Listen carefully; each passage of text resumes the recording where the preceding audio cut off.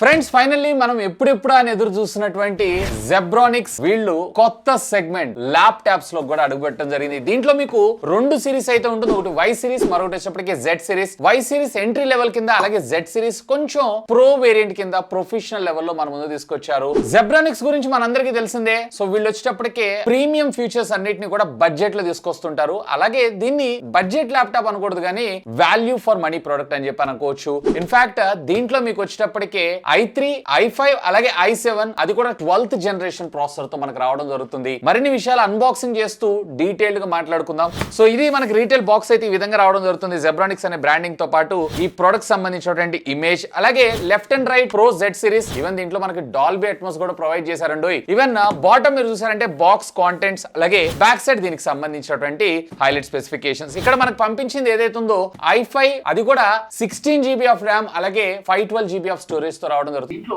Base variant starting వచ్చేటప్పటికే మీకు 26,999 including card discount తో 25,600-700 రూపాయలకు రావడం జరుగుతుంది. అండ్ అమెజాన్ లో 10% కార్డ్ డిస్కౌంట్ తీసుకున్నారు అన్నట్లయితే, అంటే డైరెక్ట్ ఫుల్ పేమెంట్ చేస్తేనేమో 1750 డిస్కౌంట్ ఇస్తున్నారు. అలాగే ఈఎంఐ లో అట్లీస్ట్ మీరు 3 months నో కాస్ట్ ఈఎంఐ పెట్టుకున్నా కానీ మీకు 3,000 రూపాయల దాకా డిస్కౌంట్ రావడం జరుగుతుంది. So depends upon me requirement ని బేస్ చేసుకుని మీరైతే చూస్ చేసుకోండి. ఇక టాప్ జస్ట్ ఒక చిన్న లాక్ ని ప్రొవైడ్ చేశారు. ఇక బాక్స్ ఓపెన్ చేయగానే ఆల్వేస్ ఏ హెడ్ అని చెప్పి వీళ్ళ సిగ్నేచర్ తో పాటు ల్యాప్టాప్ ని ప్రొవైడ్ చేశారు. సో దీన్ని కాసేపు పక్కకు పెట్టేసేద్దాం. దీంతో పాటు మనకు ఒక క్యూఆర్ కోడ్. సో ఇది మంచి పద్ధతి, ఏంటంటే ఎక్కువగా పేపర్ వేస్ట్ కాకుండా ఉంటుంది. దీన్ని క్యూఆర్ కోడ్ స్కాన్ చేశారంటే మీకు సంబంధించినటువంటి యూజర్ మాన్యువల్ మీకు డౌన్లోడ్ చేసుకోవచ్చు. అండ్ దీనికి సంబంధించినటువంటి ఒక క్విక్ స్టార్ట్ గైడ్ ని కూడా. అండ్ ఒకవేళ మీరు కనుక 2.5 inches కి సంబంధించినటువంటి సాటా హార్డ్ డ్రైవ్ కనెక్ట్ చేసుకోవాలనుకుంటే కనెక్ట్ చేసుకోవచ్చు. సో దానికి సంబంధించినటువంటి అడిషనల్ యాక్సెసరీస్ తో పాటు మనకి 65 watts of type C charger అయితే ప్రొవైడ్ చేయడం జరిగింది. అంతే, అపార్ట్ ఆఫ్ దిస్ ఇక బాక్స్ లో అయితే ఏం లేదు. సో బాక్స్ కంటెంట్స్ అన్నిటిని దీనిలో పడేసేసి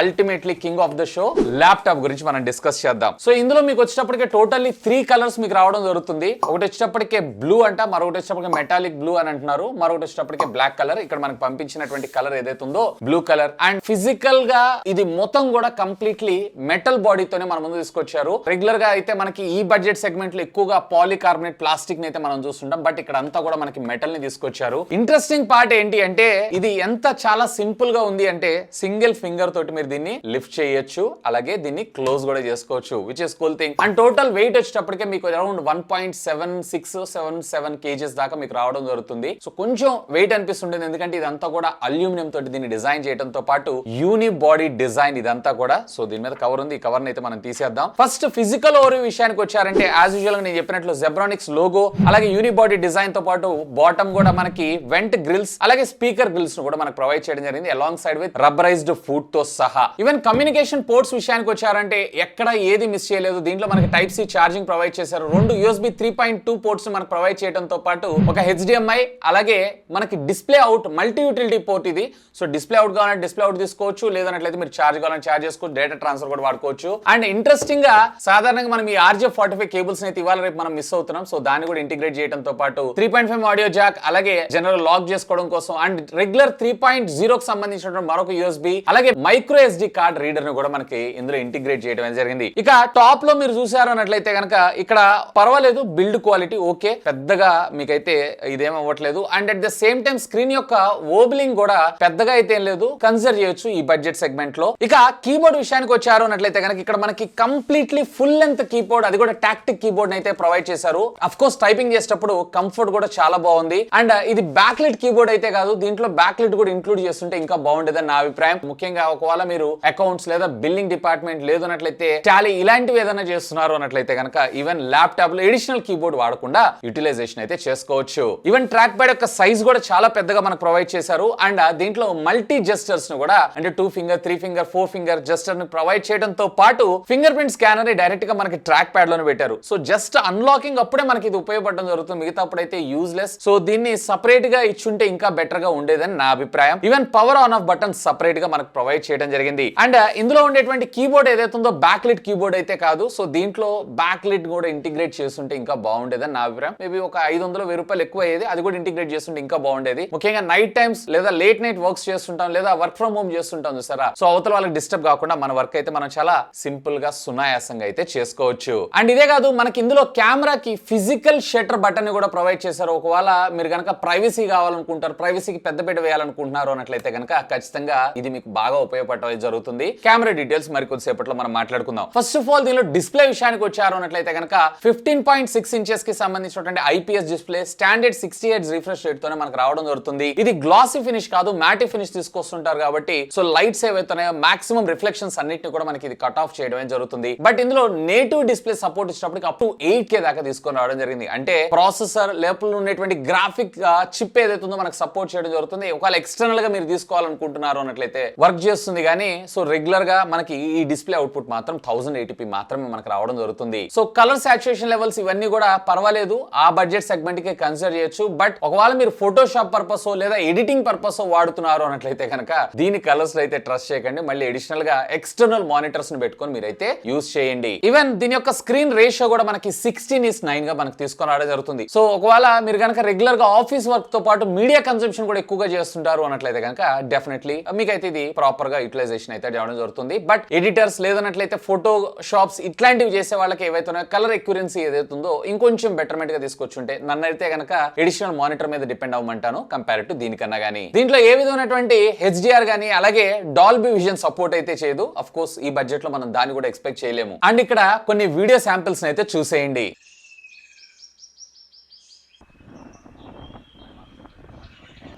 ఈవెన్ వీడియో ఒకటే బాగుంటే సరిపోతుంది, ఆడియో కూడా చెక్ చేయాలి కదా. సో ఆడియో వీళ్ళు ఎన్ని వాట్స్ ఇచ్చారు ఏంటి అని ఇన్ఫర్మేషన్ మాత్రం ఎక్కడ ప్రొవైడ్ చేయలేదు. మోస్ట్లీ వీడియో వచ్చేటప్పటికి 6 వాట్స్ అట్లా ప్రొవైడ్ చేసే అవకాశం ఉంది. ఇంట్రెస్టింగ్ గా దీంట్లో మనకి డాల్బీ అట్మాస్ ఆడియో సపోర్ట్ కూడా తీసుకొచ్చారు. ఒకవేళ మీరు కనుక కాంటెంట్ ఎక్కువగా వాచ్ చేస్తుంటారు అన్నట్లయితే కనుక ఆ ఎక్స్పీరియన్స్ కూడా మీరు ఆస్వాదించవచ్చు.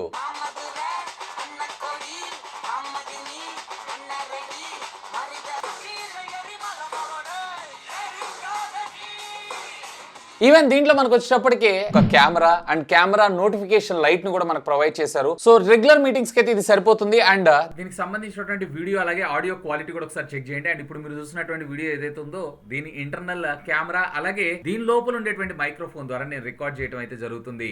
సో యావరేజ్ కెమెరా అని అంటాను. దీంట్లో 2 మెగాపిక్సెల్ కి బదులుగా వీళ్ళు 5 మెగాపిక్సెల్ ఇట్లాంటివి తెచ్చుంటే, ఎందుకంటే ఇవాళ రేపు అంతా కూడా మనకి ఆన్లైన్ అయిపోయింది, జూమ్ మీటింగ్స్ లేదా క్లాసెస్ ఎక్కువగా అవుతున్నాయి కాబట్టి సో బెటర్ క్వాలిటీ ఉంటే ఇంకా బాగుండేదని నా అభిప్రాయం. ఇన్ఫాక్ట్ దీంట్లో మనకి ప్రైవసీ షట్టర్ బటన్ కూడా ప్రొవైడ్ చేశారు. ఒకవేళ మీరు కెమెరా యూజ్ చేయలేదు అన్నట్లయితే కనుక డైరెక్ట్ గా ప్రైవసీ షట్టర్ బటన్ అయితే మీరు క్లోజ్ చేసుకోవచ్చు. బట్ దీంట్లో మీకు ఏ విధమైనటువంటి ఫ్లాష్ లైట్స్ ఇట్లాంటివి అయితే లేదు. ఖచ్చితంగా మళ్ళీ మనం నేచురల్ లైట్ లేదన్నట్లయితే ఆర్టిఫిషియల్ లైట్ మీద అయితే డిపెండ్ అవ్వాల్సిందే. ఇక దీనిలో ప్రాసెసర్, అసలు కంప్యూటర్ అనగానే ప్రాసెసర్.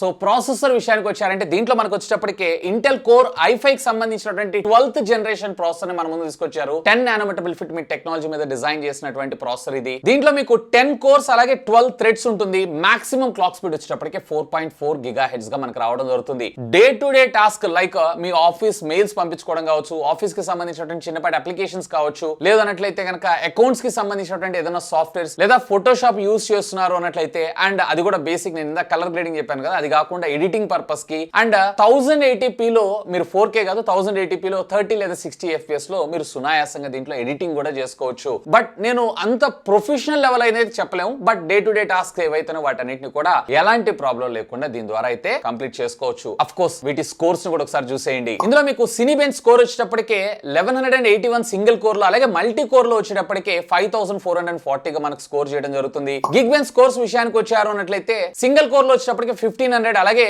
మల్టీ కోర్ లో వచ్చేటప్పటికే అప్రాక్సిమేట్లీ 5000 దాకా మనకు రావడం జరిగింది. అలాగే క్రాస్ మార్క్ స్కోర్స్ విషయానికి వచ్చారు అన్నట్లయితే మీకు ఓవరాల్ స్కోర్ వచ్చేటప్పటికే 1042. ఒకవేళ ప్రొడక్టివిటీ అంటే ఫర్ ఎగ్జాంపుల్ మీరు వర్క్ యాప్స్ ఇట్లాంటివి చూస్తున్నారు అన్నట్లయితే కనుక 1093 దాకా, అలాగే creative works like editing Photoshop ఇట్లాంటివి చూసారు అన్నట్లయితే 1118 దాకా, అలాగే రెస్పాన్సివ్ వచ్చేటప్పటికే అంటే మనం టాస్క్ ఇచ్చినప్పుడు అందులో ఉండేటువంటి థ్రెడ్స్ రెస్పాన్స్ రేట్ వచ్చేటప్పటికే అరౌండ్ 730 దాకా రావడం జరుగుతుంది. రెస్పాన్స్ ఏదైతే ఉందో కొంచెం తక్కువగా ఉంది. సో దాన్ని కూడా వీళ్ళు మరింత బెటర్ గా తీసుకొచ్చుంటే ఇంకా బాగుండేదని నా అభిప్రాయం. సో రెగ్యులర్ గా డే టు డే టాస్క్ లో నేను యూజ్ చేసే దానిలో అయితే నేను ఎక్కడ థర్మల్స్ అయితే అబ్జర్వ్ చేయలేదు. బట్ ఒకవేళ మీరు ఫోటోషాప్ గానీ లేదన్నట్లయితే ఎడిట్ చేసేటప్పుడు రెండర్ చేస్తుంటారు చూసారా, ఇవే కాదు పెద్ద పెద్ద మిషన్స్ అన్ని కూడా హీట్ అవుతానే ఉంటాయి. సేమ్ అదే విధంగా ఇక్కడ కూడా మనకి థర్మల్స్ అవుట్ అయితే రావడం జరుగుతుంది. బట్ థర్మల్స్ ని ఇంకొంచెం బెటర్మెంట్ చేస్తుంటే ఇంకా బాగుండేదని నా అభిప్రాయం. అండ్ దీంట్లో ఏ విధమైనటువంటి గ్రాఫిక్ కార్డ్ అయితే ఉండదు. బట్ ఇంటెల్ కి సంబంధించినటువంటి డిఫాల్ట్ ఐరిస్ గ్రాఫిక్స్ ని మనకు ప్రొవైడ్ చేయడం అయితే జరుగుతుంది. సో ఈవెన్ మీరు డెస్క్టాప్ కి అవుట్పుట్ తీసుకున్నా లేదన్నట్లయితే 1080p లో అలాగే ఫోటోషాప్ ఇలాంటి వాటికి కూడా ఓకే పర్ఫార్మెన్స్ అయితే బానే ఉంది. బట్ డిస్ప్లే ఏదైతే ఉందో కలర్ ఎక్యురెన్సీ లేదు. సో ఇక్కడ మీకు ఎక్స్టర్నల్ మానిటర్స్ పెట్టుకున్నారు అంటే మీకు బెటర్ క్వాలిటీ అవుట్పుట్ అయితే మీరు తీసుకోవచ్చు.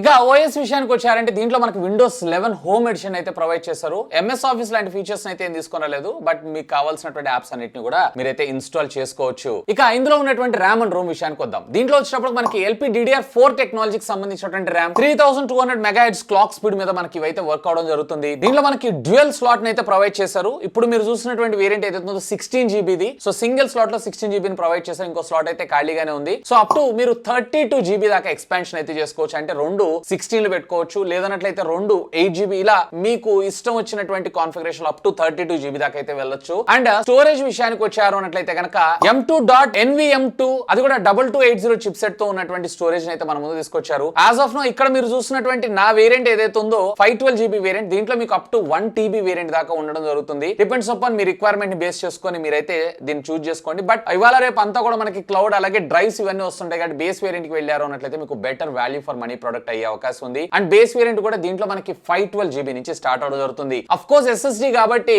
మనకి బూటింగ్ స్పీడ్ కూడా స్పీడ్ గానే ఉంది. జస్ట్ మీకు 3 to 4 seconds లో ఇది బూట్ అవడం జరుగుతుంది. అండ్ ఇక్కడ నేను రీడ్ అండ్ రైట్ స్పీడ్స్ ను కూడా టెస్ట్ చేశాను. వేరే ఇక్కడ రీడింగ్ వచ్చేటప్పటికి అరౌండ్ 550, అలాగే రైట్ వచ్చేటప్పటికి అరౌండ్ 480 MBPS దాకా మనకు రావడం జరుగుతుంది, విచ్ ఇస్ ఓకే అని అంటాను. ఇక వైర్ అండ్ వైర్లెస్ ఫీచర్స్ విషయానికి వచ్చారంటే దీంట్లో మనకి డ్యూయల్ బ్యాండ్ వైఫై తో పాటు బ్లూటూత్ 5.2 టెక్నాలజీని అయితే మనకి ఇందులో తీసుకొని రావడం జరిగింది. సో మీ యాక్సెసరీస్ అన్నిటిని కూడా కనెక్ట్ చేసుకొని మీ మౌసెస్, రిమోట్స్ ఇట్లాంటి వాటిని కూడా కనెక్ట్ చేసుకొని యూస్ చేసుకోవచ్చు. ఇక ఫైనల్ గా నా కంక్లూజన్. సో దీంట్లో మీకు వచ్చేటప్పటికి కేవలం 15.6 inches స్క్రీన్ సైజ్ ఉన్నటువంటి ల్యాప్టాప్స్ మాత్రమే మీకు రావడం జరుగుతుంది. కాంపాక్ట్ సైజ్ లో అయితే ఉండదు, ఫుల్ లెంత్ కీబోర్డ్ తో సహా. సో రెగ్యులర్ గా మనం ప్రొఫెషనల్ గా వాడుకునేటువంటి వాటికి అయితే ఇది పర్ఫెక్ట్ గా సూట్ అవుతుంది. అందులో కూడా ఒక బడ్జెట్ లో చూస్తున్నారు అన్నట్లయితే సో 32,000 రూపీస్ లో బేస్ వేరియంట్ మీకు 8+ 512 GB వేరియంట్ దొరుకుతుంది. ఇక్కడ మీరు చూసినటువంటి వేరియంట్ ఏదైతే ఉందో 16 GB + 512 GB వేరియంట్, ఇది మీకు అరౌండ్ 40,000 రూపాయల బడ్జెట్ సెగ్మెంట్ లో రావడం జరుగుతుంది. కార్డ్ డిస్కౌంట్స్ అన్ని పోగా మీకు అరౌండ్ 36,000-37,000 రూపాయలకు రావడం జరుగుతుంది. ఆ బడ్జెట్ సెగ్మెంట్ కి